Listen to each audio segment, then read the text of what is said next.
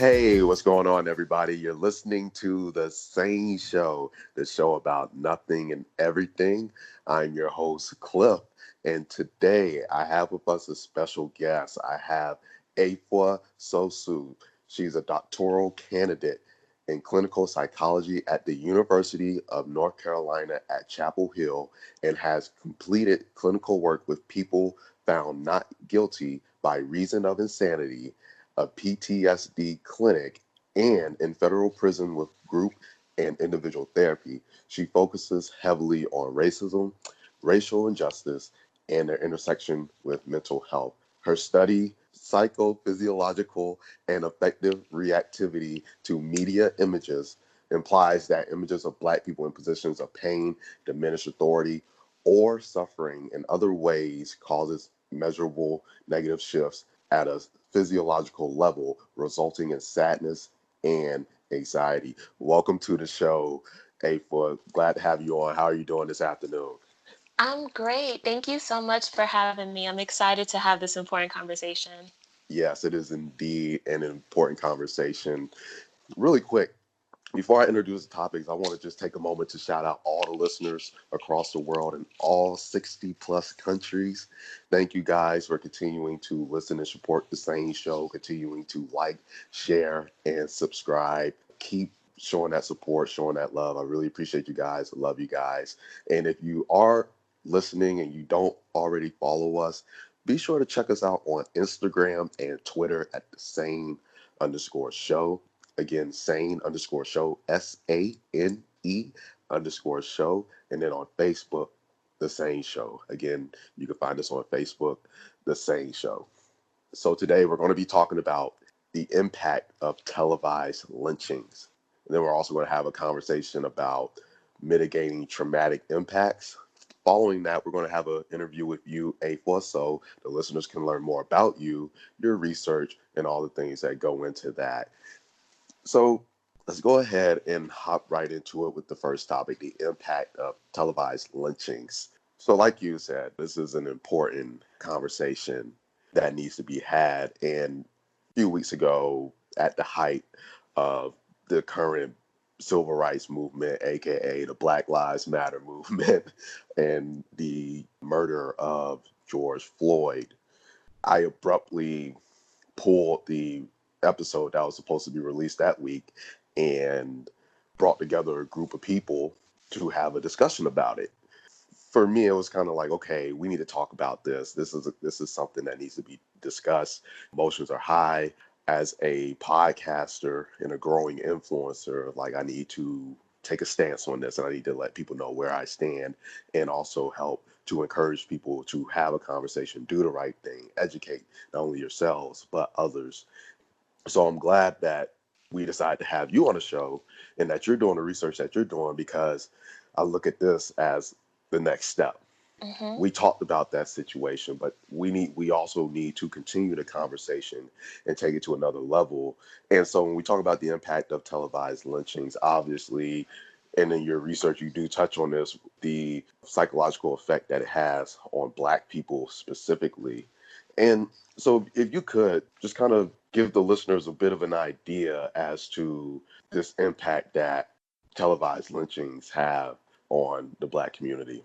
So I guess maybe a little later we'll get into like the nitty-gritty details of the study, but just to give a quick Hmm. overview of what I found that when Black adults view these images, they experienced greater fight or flight responses. So our fight or flight responses, those are what we engage in when something happens. Like if a bear was chasing you, fight or flight response, right? So in viewing these images, those are the types of responses people had in their bodies. And then they also experienced more negative mood, greater anxiety, and greater tension from viewing these images. And these were still images, so these weren't even videos, which also says a lot. It's interesting because we talk about how we see this time and time again. And one of the things that I thought about as I was putting this together is the crazy part. You're watching the news, right? You watch the news to get information. You're being informed about these racial injustices that are being done to Black people. But then I sat back and I said, well, it almost feels like a warning, Yeah. because you talk about, okay, again, you keep seeing it, you keep seeing it, you keep seeing it. Like, I can tell you now is, like, literally like a month or two ago, my grandmother said, don't forget you're black. And that said a lot Yeah. to me. So, you see these images, it's like, this is what can happen to you, or this is what will happen to you should you have a run-in with the law. And it's really sad. It really Mm-hmm. is. I won't even kid you. I was on when I was driving the other day, and I'm on the phone with my friend, and I hear a siren on his side though.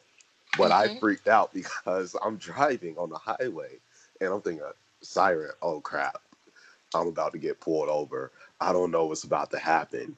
And Mm-hmm. so I think it's very important that we're having this conversation, because these are the things that need to be talked about and that I think sometimes get overlooked, especially because something I mentioned to you is the idea that people, as you said, desensitize, becoming For desensitized. Go sure. ahead.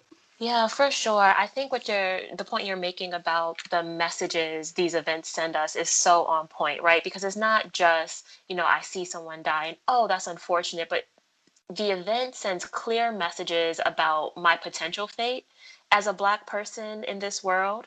It also subconsciously it gets to us. I remember my partner was telling me about dreams he was having about, police being after him or after both of us. And I was like, I wonder if my non-Black counterparts are having these types of dreams, right? So it tells us a Mm-hmm. lot about our position in this society.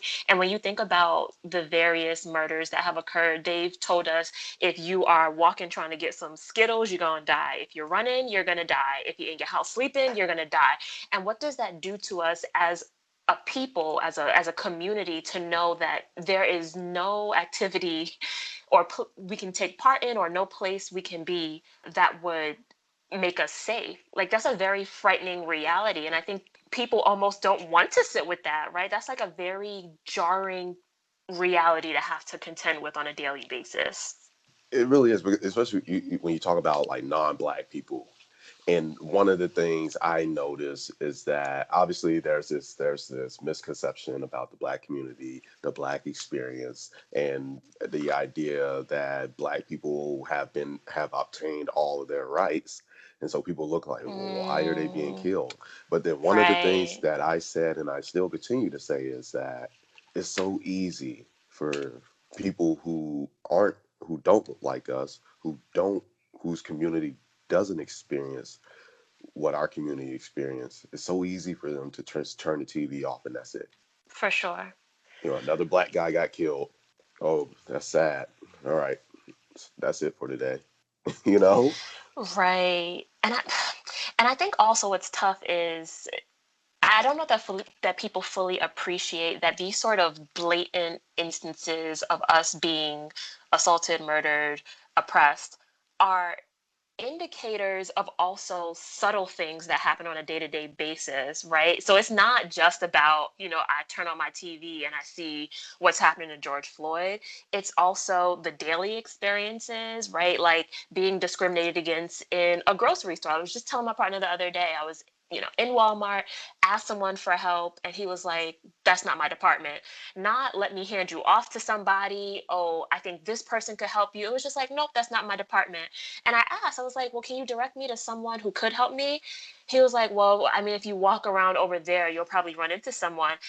And I like spent like 20 minutes on the phone, like Mm, processing this situation. And I said to my partner, that's 20 minutes I'm never going to get back, right? And it's not it wasn't a big right. thing. I didn't wake up thinking about it, but like there are the daily slights, and then there are these more blatant kind of world shattering events, but to me, they are one and the same. You made something come to mind. Oh, okay. That was my next point. Because we're in a really interesting time, as we all know. Right. We're dealing with a global pandemic. Stay-at-home orders are in place, and everybody's sitting at home with nothing to really do. And a lot of people, obviously, it's been shown that people are engaging online more than ever, whether Yep. they're streaming on Netflix, Hulu, Prime, they're on Facebook, Twitter, Instagram, wherever they spend their time online. But people are spending a tremendous amount of time online. And obviously, when these kinds of things happen, news, the online, the social media, it goes wild. Videos are being shared left and right, and so I think as well that those people who don't understand our experience are like because of what's going on, and that people are stuck inside and spending more time on social media and other media outlets. It's almost as if they have no choice but to Mm, face what's happening. You see what I'm getting at? yeah, for Because sure. go ahead. Yeah, no, that's such a good point. And I know that it's what about like 70% of US adults have some sort of social media account, and on Hmm. average, people are spending 2 hours a day online. So you can only imagine with COVID-19, everyone being quarantined, how those numbers have skyrocketed. But I think something that's interesting, so you mentioned folks are stuck inside, so it almost forces them to contend with our lived experience in a Yeah. weird way. I think it's flipped for some Black folks. When George Floyd was murdered, I heard a lot of people saying, I am so glad we're all stuck at home because now I don't have to go to work and put this face on and act like nothing is happening when my whole world is falling apart. Because that was the experience before the Yeah. quarantine. Someone gets shot, we all go to school, go to work, and everyone else is like, "How was your weekend?" And it was like, "Fine." And we're sitting here just looking crazy because we're trying to put the pieces together, and it seems like no one else is aware of this huge thing that has happened. So it seems Right. like for Black people, this has almost been a kind of a way for us to like connect and bond and actually process what has happened in privacy. Then you have people like me who have to go to virtual meetings, and Oh yeah, there's I'm that literally on Zoom, looking salty. yes, Yes. and there it was literally a thing of like, oh, my weekend was all right, doing this and that, and everybody's like, okay, you guys are Debbie Downers today. And we're like, yeah, it was all right. Mm.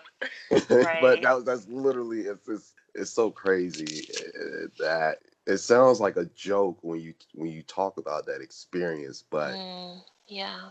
it's what we live. It is our reality, and people are starting to see that because literally, I've had Yes. people say to me, "Oh, I apologize. I was a bit insensitive." Like, yeah.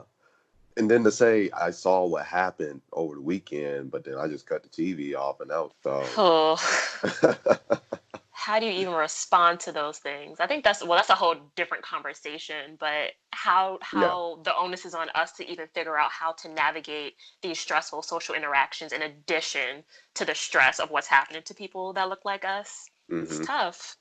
It really is. It really is.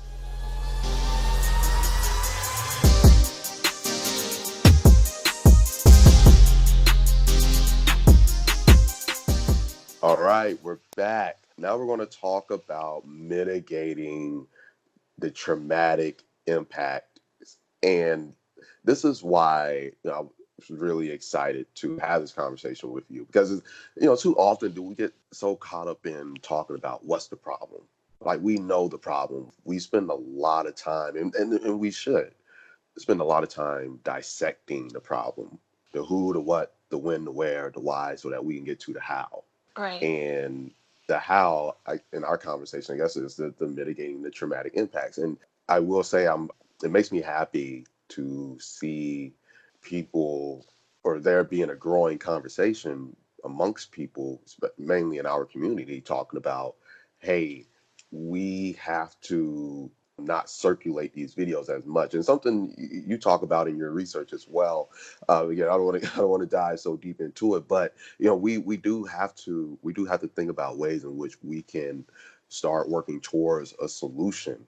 Because one of the things I said in that recording that we did that following week of the George Hmm. Floyd incident is that there's a lot of things that need to be done. And it's a very complex situation. And one of the things that concerned me is the idea that people are going to get discouraged Mm, because how much work yeah. is going to take. But what we need to do is take in one thing at a time, one step at a time.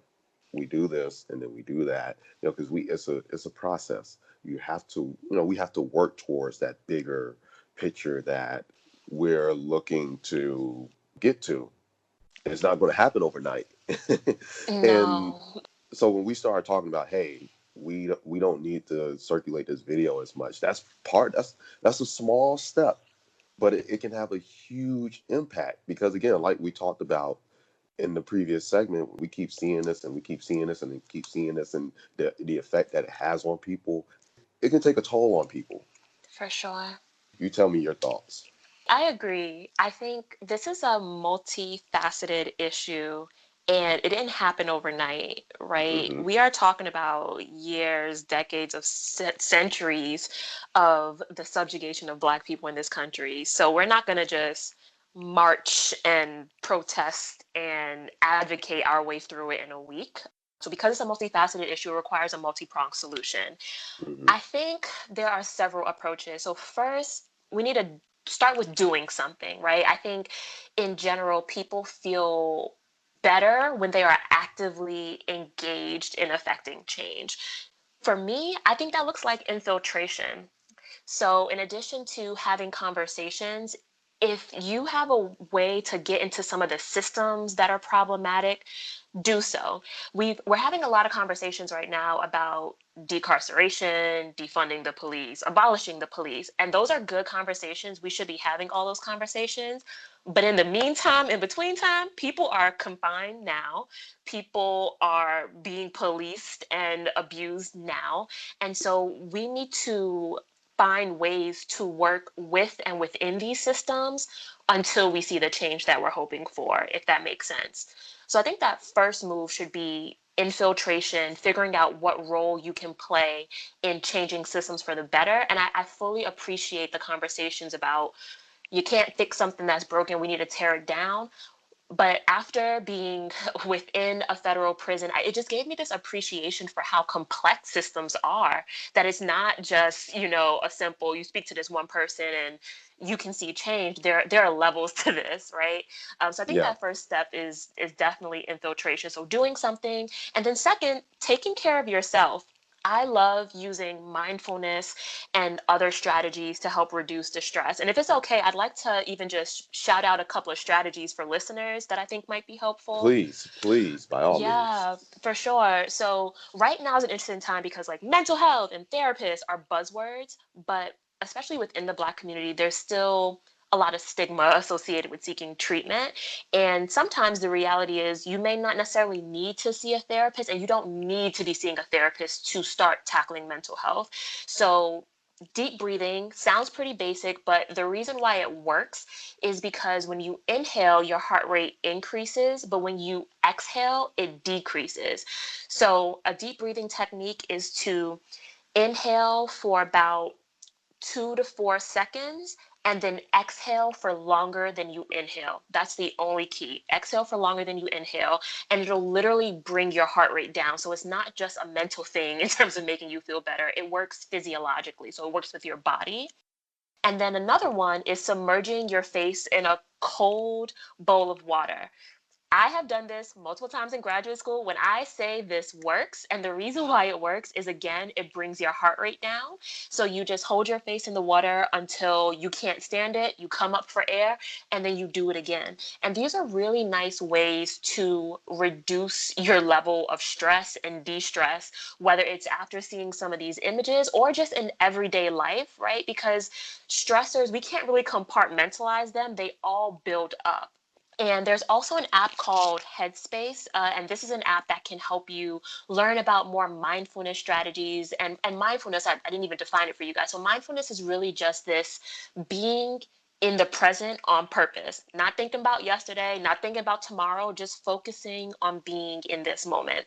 So I think Mm. using strategies to take care of yourself, especially when there's so much you cannot control, and that's at the core of mindfulness. It's not accepting the way things are, but recognizing where your power is, that I can only change so much. And so I'm going to control the parts I can't control myself. So do something, take care of yourself, take care of others. If you're going to be on social media, post and stuff, be mindful that not everybody may have the same capacity that you have to watch videos and look at images.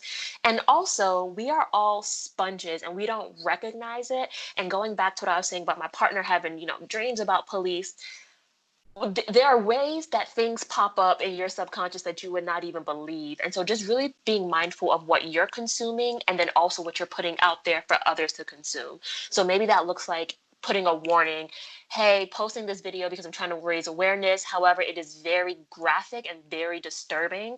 So please keep that in mind before you consume it. And then finally, I just want to acknowledge to all these things, there's a caveat, right?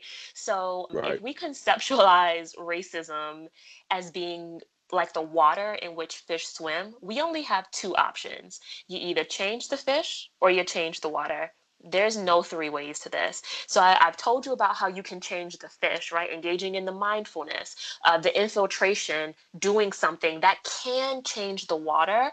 But if we focus so much on changing the fish and we never change the water, that just makes absolutely no sense because the fish will always end up back in the water. So it does little good to address racism if people are going to return to those same racist worlds. And at some point, we have to say, hey, we're going to ditch the water. We bring in the chlorine. We're bringing in a company that knows how to purify the water. We're going to look at the source. Where is the dirty water coming in from? Okay, we need to patch that up. We really need to get to the water. We need to get to the systems. We need to get to the culture. And I think we've almost been deceived into believing things just are the way they are. Culture is so malleable. It is the most malleable thing. You bring one person in, you take one person out, culture has changed. And we have to have that optimism and maintain that hope that we can change culture, we can change systems. Better speak. I wish I had a snap sound effect for that Listen, let me tiptoe off my soapbox. one. You said a lot of great things there, and I'll even from personal experience, I've had one individual reach out to me and like just telling me to be mindful of other people, mainly black people, as far as continuing to post because I have a higher, I guess, a higher tolerance That's for real. these things, and so I'll admit like that was something that I had to learn. And even for myself, I eventually got to a point where it's like, you know what? I need to take a break. I will say, even though I disagree with their policies, Facebook, um, I will give it to them for implementing on their social platforms, Facebook and Instagram, the warning, graphic content warning, and you press it to proceed and watch it. So I, Mm-hmm. I do appreciate them for doing it because even though I know what it, for the most part, I have a good idea what it is, and most of them have been pretty much the same. I'll tap it and say, okay, yeah, I don't want to watch this. But I just had, out Mm-hmm. of curiosity, I just had to look. I Right. want it. Is it what I think? Yep. Okay. Next. I don't have the capacity right now, so I definitely agree. Go ahead. I love that though, that you're making those decisions on a daily basis, right? So maybe on Monday you can watch this video, but if you get to Friday and you're like, "Oh, been too much," you have to take care of yourself. I Yeah. was having a conversation with a friend and we were talking about this tension between this there's this guilt for not watching the videos. This person has died. The least I can do is stomach the video. And she was making this really good point that it's our responsibility to know what is going on, to be Right. informed, to stay abreast with the news. And I pushed back against it a little bit because I don't know that what best serves George and Ahmad and Brianna and Eric and Tamir and Mike and all Sandra, all the names, I don't know The what list best goes serves on. them is for me to be in a state that I can't live to fight another day. Right. Right. And so we really have to be mindful of that as well. Like there are other ways to honor their memories. Right. without subjecting ourselves. Like, I still, to be honest, didn't watch the video of George Floyd, didn't watch the video of Ahmaud, and it's because it does not take much for me to get stressed, and I will stay in that state for hours, if not days. And so because I know that about myself, I'm like, what I will do, I will read articles, I will understand what happens. And honestly, our imaginations and knowing our country, you don't even often have to see these things to fill in the gaps. I was like, okay, neck being pressed in by someone's knee. I can envision what Hmm. that looks like without seeing it. I can imagine the horror on his face. I can imagine what was going through his mind. And I guess point is, if you're going to watch it, take care of yourself, but also if you don't want to watch it, it's okay. You are no less woke. You are no less committed to the That's cause. true. You are no less black. You are no less of an accomplice. I like to use the word accomplice rather than ally because we are past the point of allyship, but I'm going to leave that alone. So, Hmm. yeah, like take care of yourself so you can fight and affect the change you want to see. I did like how we on Juneteenth we all like nobody was really posting. Like we not posting anything outside Juneteenth. Like Right, this is our right, day to celebrate, and then we're gonna get back to it. Like right. so, as Mm-hmm. a but it was just cool. Like as a collective, like everybody's like, okay, this is our day of rest. This is our Sunday. Yes, this is our We're gonna Sabbath. celebrate and be Yes. and embrace our blackness today, but we're gonna get back to it tomorrow. So I just want to add that little tidbit. No, I love that we did that. And I think that's another example of, ways that we can be in community and support and elevate our voices in ways that don't are not necessarily detrimental to our health.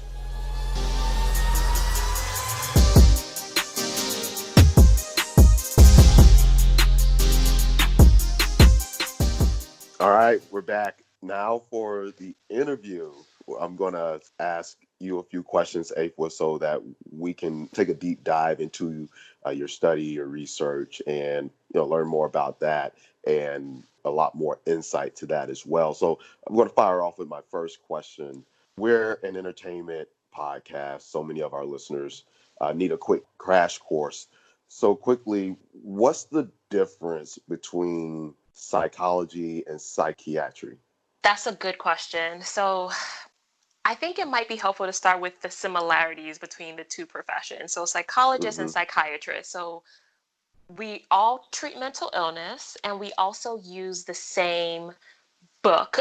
It's called the Diagnostic and Statistical Manual of Mental Disorders, the DSM for short. So it's this lengthy book that lists all of the psychological disorders. And when I say it is long, that thing is long. So those are the similarities. In terms of differences, psychologists, we go to graduate school, whereas psychiatrists go to med school.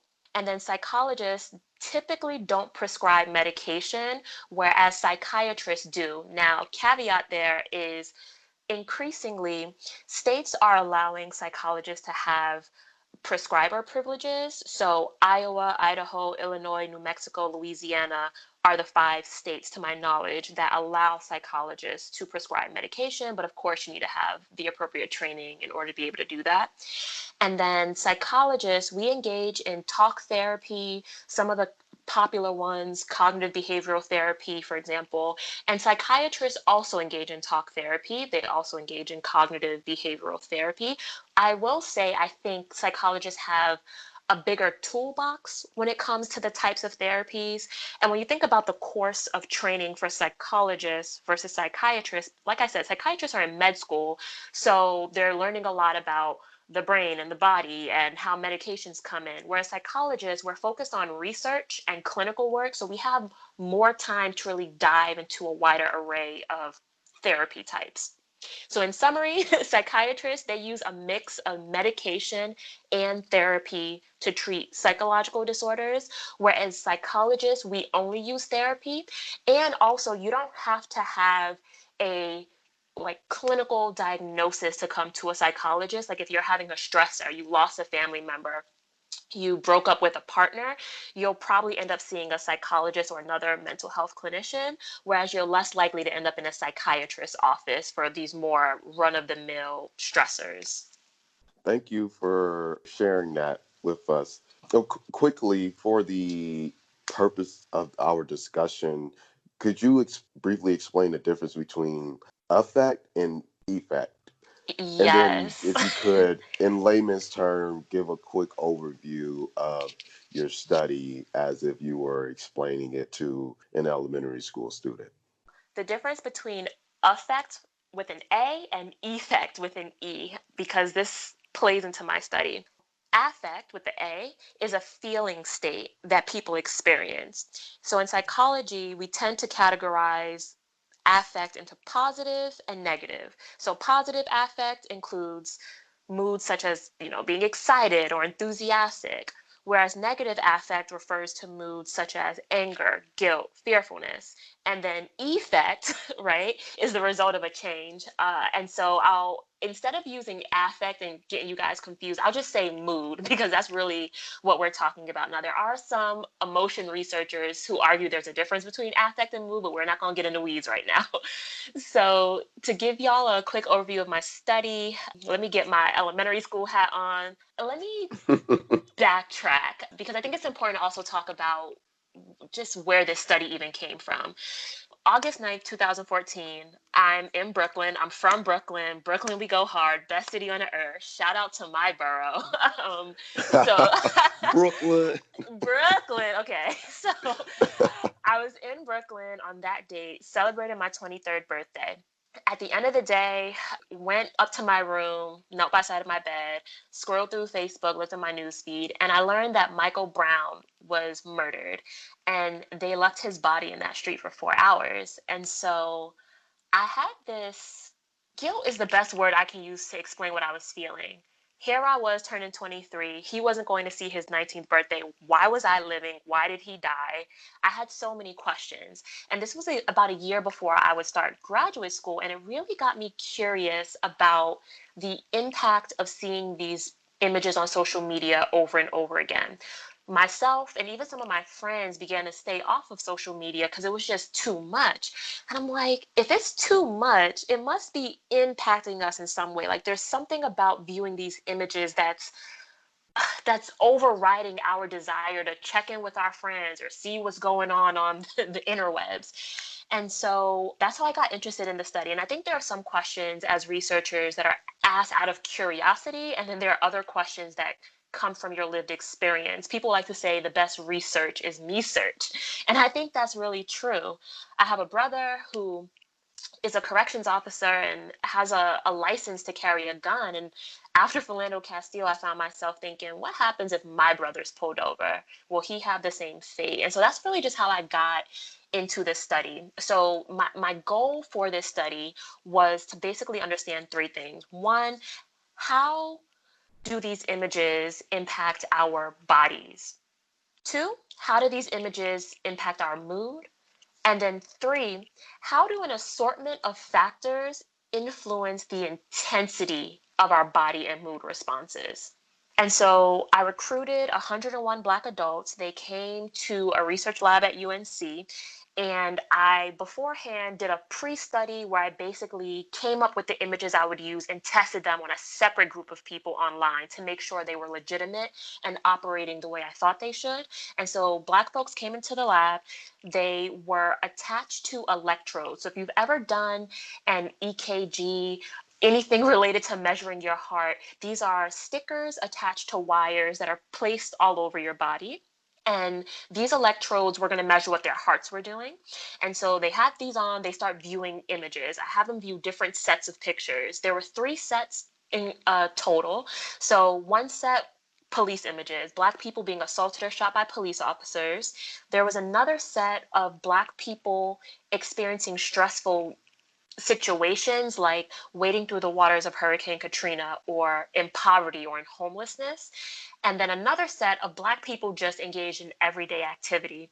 And the reason why I had 3 different sets is because I couldn't just look at people's responses to those images of folks being assaulted or shot by police officers. I needed to have something to compare those responses to. So everyone viewed all 3 sets of images. And after they viewed the images, and mind you, like I said, they had the electrodes on the whole time. So I'm getting their continuous, we call it physiological activity, basically continuous body responses. And I was also getting their mood. So after each set of images, they would also note how they were feeling. And after they looked at these images, took off all the stickers and wires, and I had them to complete some questionnaires that asked them different things like, how important is your race to you? That's what we call racial and centrality, the significance and meaning that people attribute to their race. This is part of their overarching racial identity. I also asked them how often they experienced discrimination in the past year and a bunch of other questions. Here, the goal was really to understand what are these factors that are going to influence the intensity of people's responses. So, for example, let's say I'm viewing the images and I am someone who I'm like, Black power, we gonna ride till we die. Like, I'm in this struggle. Mm-hmm. Being Black is really important to me. It's possible that when I see these images, I'm gonna show even more negative mood, even greater physiological reactivity, so even stronger body responses, because I love my people. And if one of us is hurting, we're all hurting. And I'm really resonating with the images, Right. right?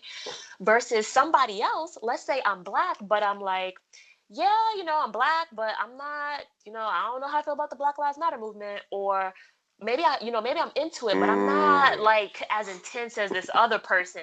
Maybe for that Mm-hmm. person, they may be bothered by the images, but not as much. So do you see where I'm going with this? Like, these Right. questionnaires help me to figure out what are these individual differences, factors that differ across people that might influence how they respond to these images.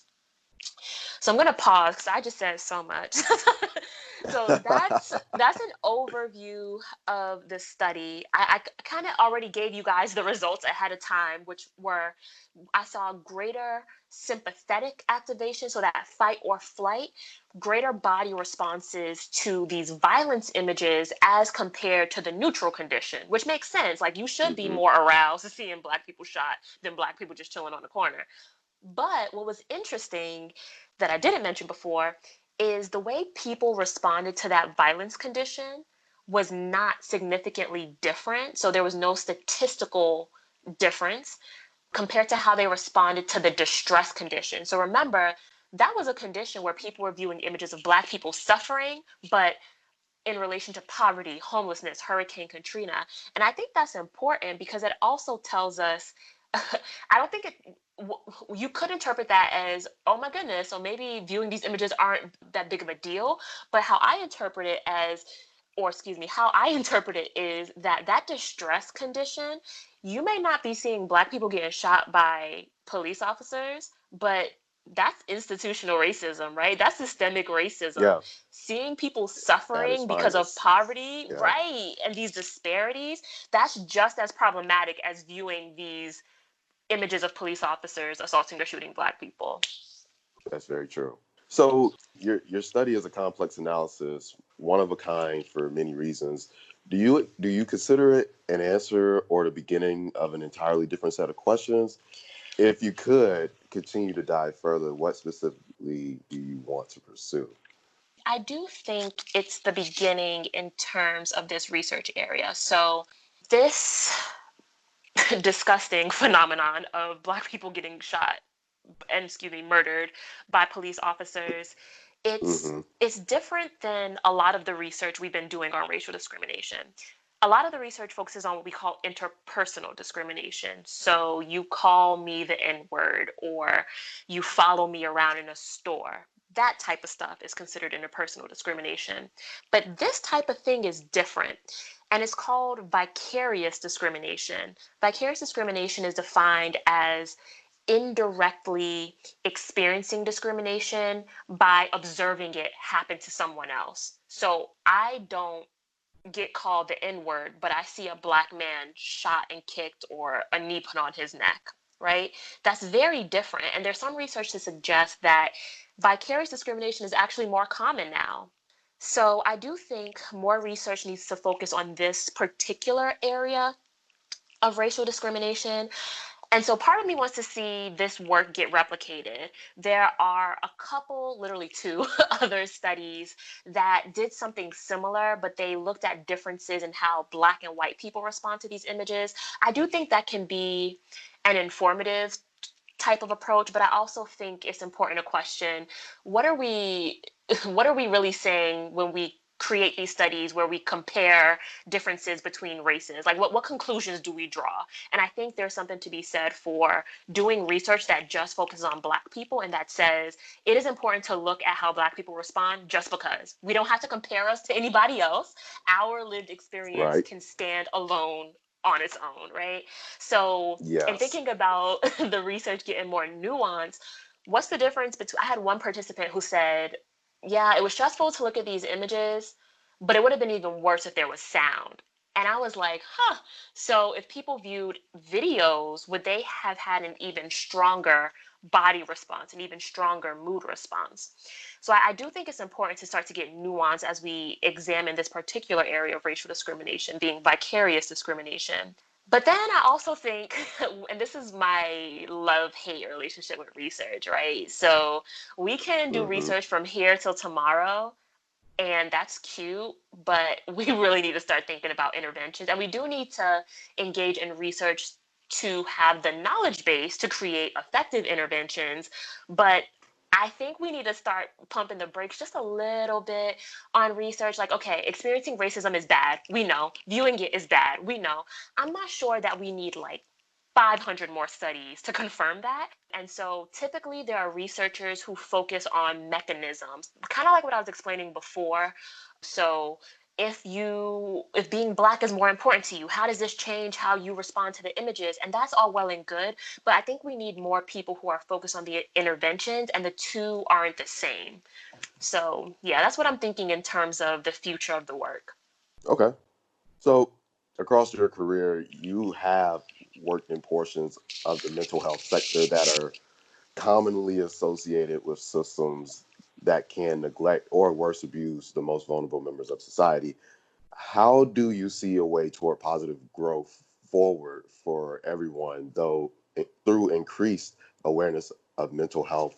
And does media have a role in that? For sure.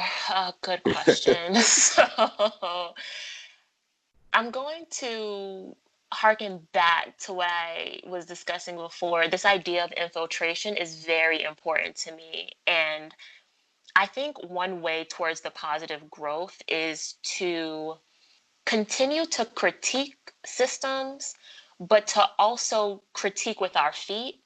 And I think in 2020, where I mean, culture is just off the chain right now. We have cancel culture. We have just so much going on. I think it's easy to say things and post Yeah. things and elevate your voice and really not do anything. And that's not to say, and it's tough, right? Because some people argue, Hmm. if we the ones being oppressed, why we have to be? I feel that on such a deep level, but to me, it's the same thing as, and this has also come up in terms of it's not my role to educate people, right? It's 2020. Go on Google. Yeah. Now that's real, Yeah. and I can hold so much space for that. And yet, if somebody is stepping on my foot, they will only know to get off if I shout and scream, right? And so I think we have to find this balance between it's not my responsibility, but I also can't get mad at something that I'm not actively working against, and I have to educate people. And I do think some of us are going to be in that role more than others. I think some of us are going to be better at educating and have more of a capacity for it, and others of us are going to play other roles, and that's okay. Like we need all parts of the body to function.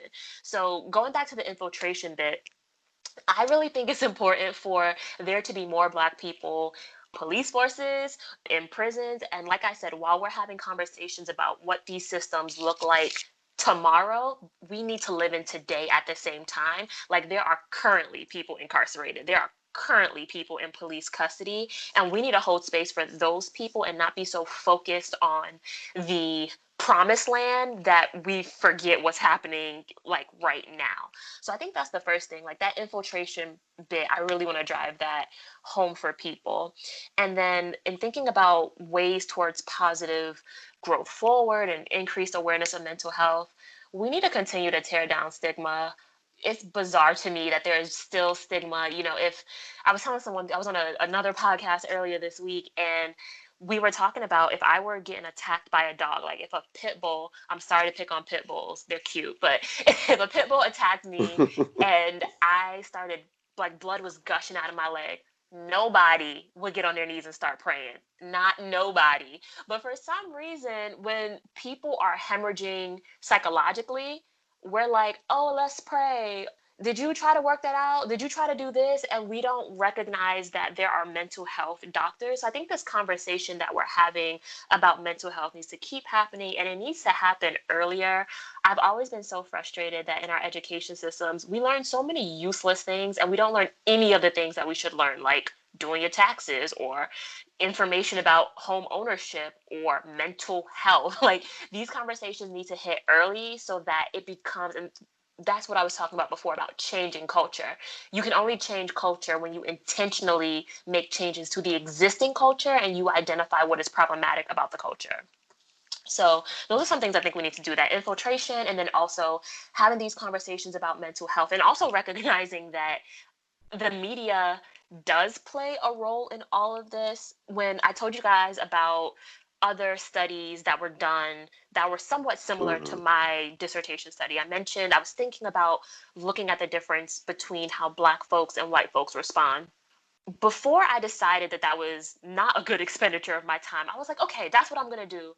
It was so Hmm. hard to find pictures of white people being handcuffed or like any interactions with police officers. And I'm like, okay, I know that white people be in prisons and so there, it's not like this is not Right. happening to them, but for some reason those pictures don't make it onto the internet, those pictures don't make it onto the news cycle. So I think there's another conversation that needs to be had about why are we so comfortable with Black suffering, like why are we so comfortable putting that on display again and again, but we give white folks and even other racial groups this sort of shield, this protection that their suffering is more precious and more private than ours. I agree with that. I really do. And I appreciate you coming on and having this discussion with me and sharing this with the SANE Show listeners, because you definitely provided a great deal of insight, and I'm so happy that you've done the research that you've been doing, and going around and having all these great conversations, because we need it. And these are things that we need to be actively thinking about and actively being contributors to help contribute to the change that we want to be and see as we work our way out of this current situation to make a better world for tomorrow. So thank Mm. you for taking time to come on the SANE Show to have this conversation with me. Of course. Thank you so much for having me. I really appreciate you. Yes, yes, yes. Thank you. Thank you. With that being said, you guys are listening to the SANE Show, the show about nothing and everything. And until next time, we're out.